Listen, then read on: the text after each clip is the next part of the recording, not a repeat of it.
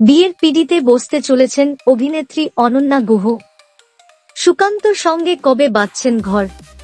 অত্যন্ত কম বয়স থেকেই এই অভিনেত্রী বাঙালি দর্শকদের মনোরঞ্জন করে চলেছেন।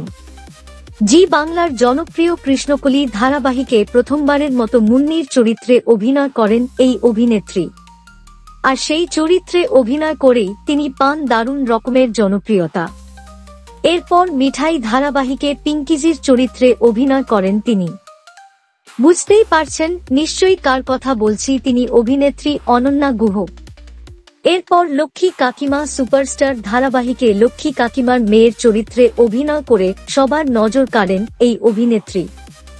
অনন্যা দিদিও এই ইন্ডাস্ট্রির পরিচিত মুখ। অত্যন্ত অল্প বয়সেই এই অভিনেত্রী যা করে দেখিয়েছেন তা অনেকেই করতে পারেননি। একের পর এক গাড়ি কিনেছেন, অভিনয়ের পাশাপাশি শুরু করেছেন ব্লগিং।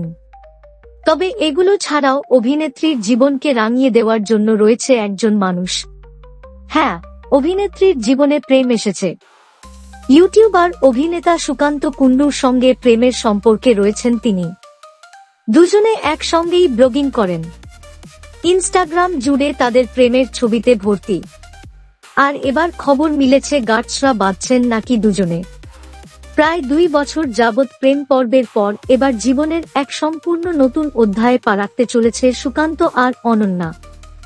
ফেসবুকে একটি ভিডিও পোস্ট করে তারা জানিয়েছেন পরের বছর ফেব্রুয়ারিতে তাদের বাগদান ও আশীর্বাদ।